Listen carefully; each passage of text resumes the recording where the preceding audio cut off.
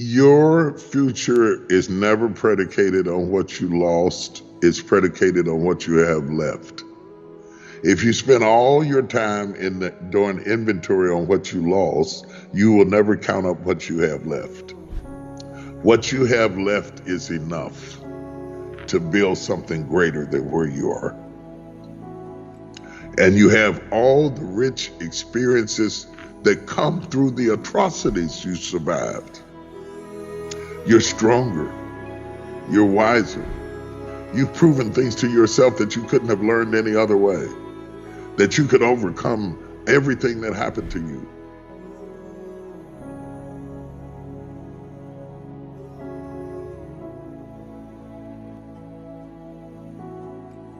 I was 40 on Monday and I was 60 on Tuesday.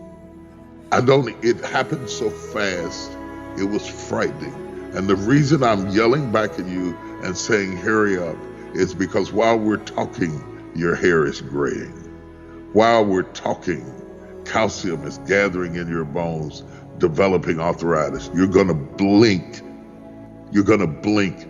And this precious commodity that all you've ever known is youth is gonna be gone. And the comfort of getting old is not wasting your youth. And the power of being a father is to tell your son, run, do it now, go for it, go after it right now, because tomorrow you'll be in another season. And you will only eat in that season what you plowed in this season.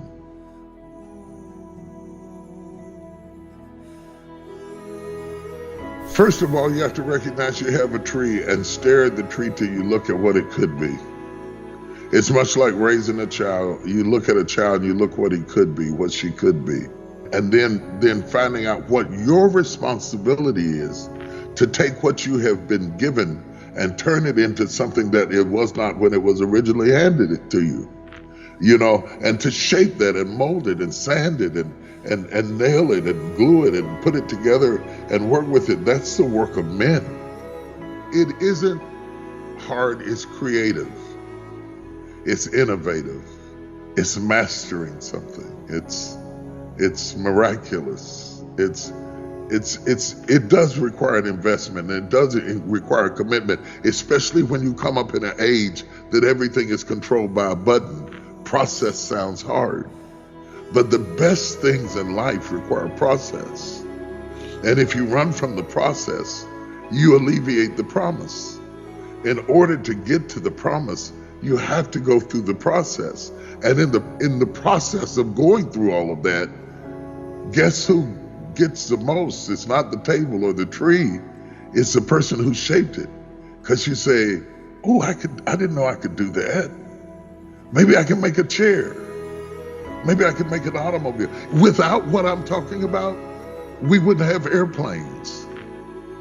You know, we wouldn't have spaceships. We wouldn't have television. We wouldn't have, everybody listening at us right now has been given things that if you can either leave them as trees and sit up under them and drink lemonade, or you can say, I could make a house out of this.